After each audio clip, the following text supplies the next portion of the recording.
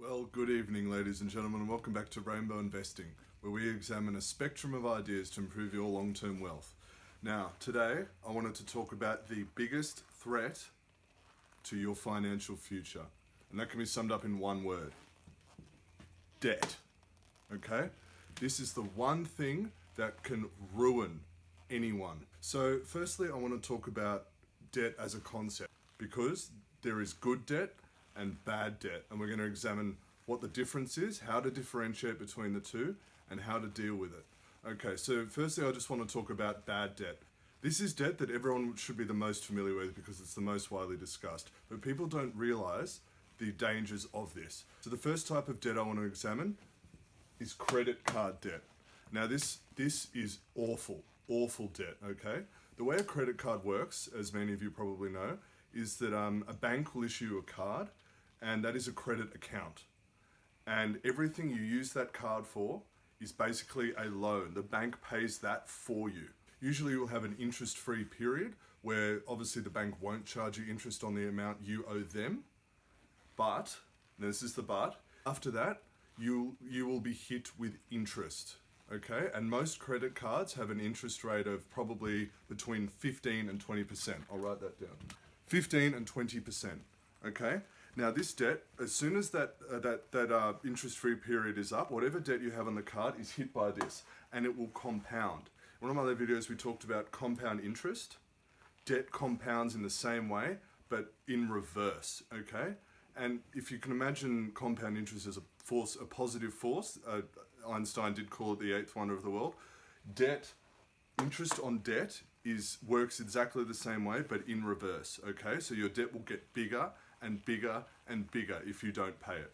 So if you have a credit card balance of $1,000 and an interest rate of 20%, okay, over a year the bank will add $200 to that $1,000. Okay, and the next year it'll add another 20% on the $1,200. You can understand why this is a really serious consequence for your financial future. Okay, credit cards they can be a useful tool if you use them properly. I personally have a credit card. I pay all my balance off within the 30 days. But if you leave it, it is a terrible, terrible affliction on your financial future. If you're not prepared to cover your debt in that interest-free period, I would highly, highly recommend that you do not get a credit card, because it is a recipe for disaster. The second type of debt I'd like to talk about is loans, specifically personal and car loans, okay? Now, a personal loan is when you go to the bank and you say, I'd like to borrow an amount, so let's say $10,000, and the bank will look at your credit history, and then usually, more often than not, they will grant you a loan. The interest rate on a personal loan is a little bit less than a credit card, but it normally is between 10 and 15%. 10 and 15%. Okay? And with a personal loan, there is not normally an interest-free period. So I have a philosophy when it comes to loans. I generally think it is a measure of absolute last resort. Maybe some huge unintended consequence. If you do need a loan, I would highly recommend that you pay it off as soon as you can, because that debt will compound in the same way as a credit card. Okay? Now, I'd also like to talk about another type of loan, which is a car loan. Now, these are also very, very popular. Normally when you buy a new car, the first thing they offer you is financing on your car, and they never call it a loan, they always call it financing. But it is a loan, make no mistake. And the interest rate on a car loan is at a similar rate, maybe slightly less. Okay?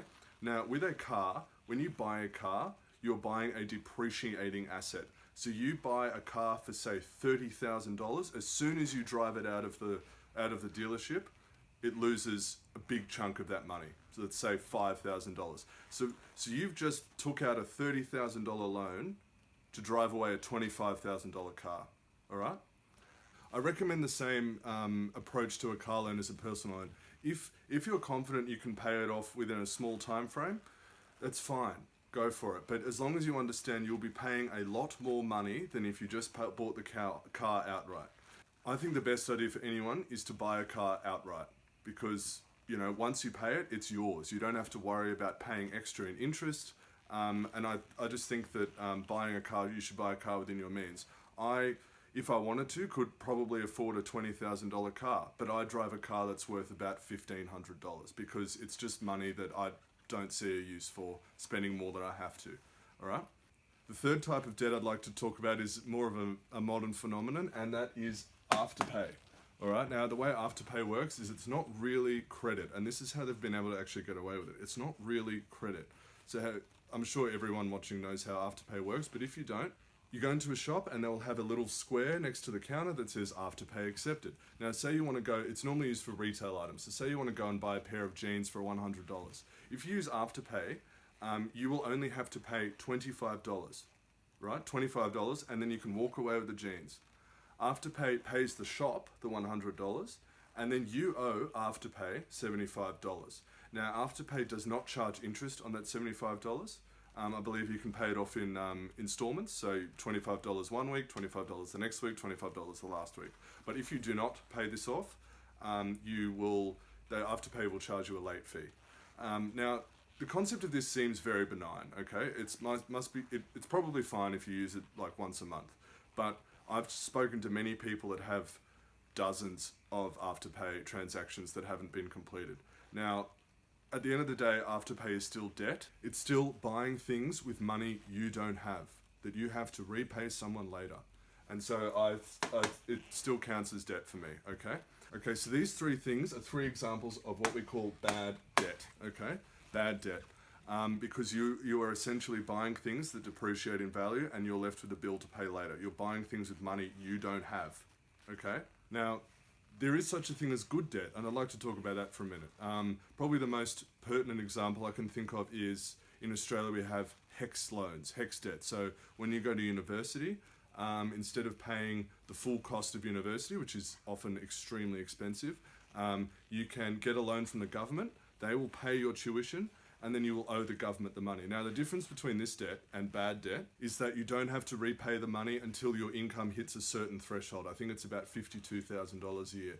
And then after that threshold, they take a portion of your salary, same as your taxes withheld. They'll take it out of your salary. You probably won't even notice it.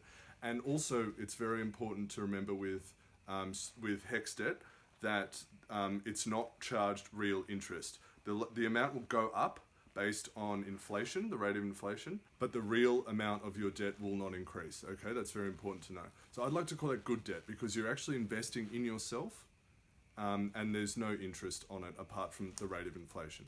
The other type of good debt I'd like to talk about is debt that's taken out to buy appreciating assets. So we talked about depreciating assets, but if you take out a loan to buy an appreciating asset, such as a house, such as shares, the actual value of that asset will increase over time as your debt is decreasing while you pay it. And most of the time, if you buy it for an investment purpose, such as property or shares, the interest is actually tax deductible. Okay, you can put it on your tax return and get it deducted from your income. All right. Now, as with all debt, I would not recommend taking out a loan that you cannot afford to pay later. Most often, the banks won't let you do that anyway. But most of the time, if you apply to a bank for a loan to buy an appreciating asset, you'll be charged a much lower interest rate, normally between 5 and 7%, okay? Now, that's what I call good debt, because you're buying an asset, a property, that will hopefully increase in value over time. Mortgage interest is actually not tax deductible because you actually live there. It's not counted as an investment, but the price of the house will still hopefully go up over the long run. If you buy an investment property, that is an investment, so the interest is tax deductible. Okay, now, before we go tonight, I just want to talk about if you do have bad debt, and many of us do, it's a very common situation, what you can do about it. The first thing I would recommend is putting down on a piece of paper all the debts you have, starting with the ones with the highest interest rate. So say it's a credit card loan, put the amount you owe for the credit card at the top, and put the interest rate next to it so you can see what's happening. If you have a personal loan, put that under it. Put the amount you owe, put the interest rate next to it. A really good strategy for this is to concentrate on one debt at a time. So if it's the credit card loan, put all your financial resources into clearing that debt. Don't worry about the others just yet, just clear that debt. Get it off your conscience, get it out of the way. And once you've done that, then focus on the next debt, focus on that loan debt, clear that out of the way. This might take a while, but I promise you it will be worth it. And keep going until you've finally got to that last debt and clear it. because I can promise you that being debt-free is one of the best feelings in the world, okay? And it's really, really important for your financial future, because if you've got that debt compounding negatively against you, it's going to be a lot harder to get ahead financially, okay? I'd just like to finish on this point that all debt, good or bad, is inherently risky. I encourage everyone to do their own research, okay? If you're thinking about taking a loan out to buy a house, fantastic. Make sure you do your research. Make sure you can pay the debt off. Make sure you can comfortably make the repayments. Make extra repayments if you can, because that will actually reduce the time and money that you pay in the long run. Even loans for appreciating assets such as shares are inherently risky, because if there's some kind of financial disaster, the share market crashes, anything like that, then you might be in a sticky situation. But just remember that with good debt, with investments, the interest is tax deductible. The interest on bad debt is not tax deductible. So it's really important to deal with that as soon as possible, because that is the number one threat to your financial future. Thanks for watching, guys. If you like this video, chuck a like down there, hit the subscribe button, ring the bell. I love talking about personal finance. I'll have another video out soon with some more ideas about your financial future. But for now, good night.